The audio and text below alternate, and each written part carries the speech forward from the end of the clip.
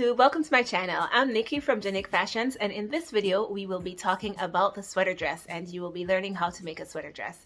So I love sweater dresses, and in this video this is the sweater dress that I made. Here's why I love sweater dresses. It is the easiest thing to put on in 3 out of 4 seasons. So you can layer it, you can wear it with boots, you can wear it with heels, you can wear it with a jacket, you can wear it without a jacket.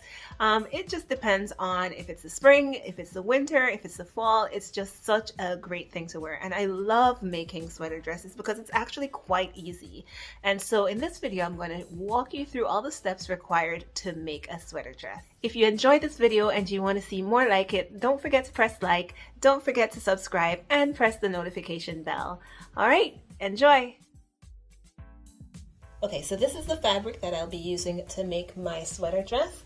It is a gray camel print, and I folded it in 4. So I folded it in half and then half again, and it stretches in this direction.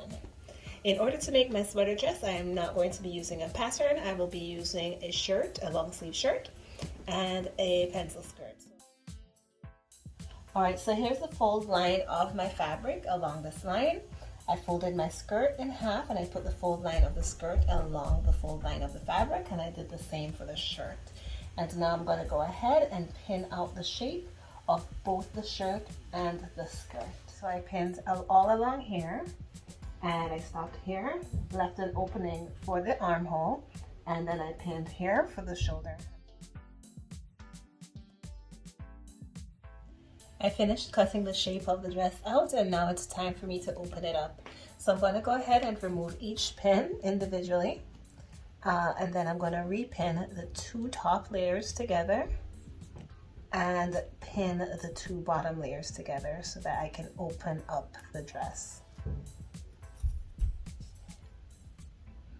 And I do 1 pin at a time to make sure I can keep the dress symmetric.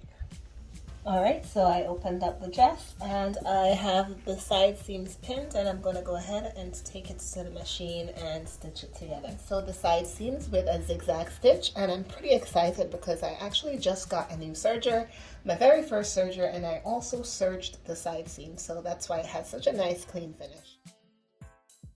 In order to get the shape of the sleeve, I've lined up the shoulder, the seam at the shoulder, with the fold line that I've created here, and my fabric now stretches in this direction, and I'm going to go ahead and trace out the shape of the armhole.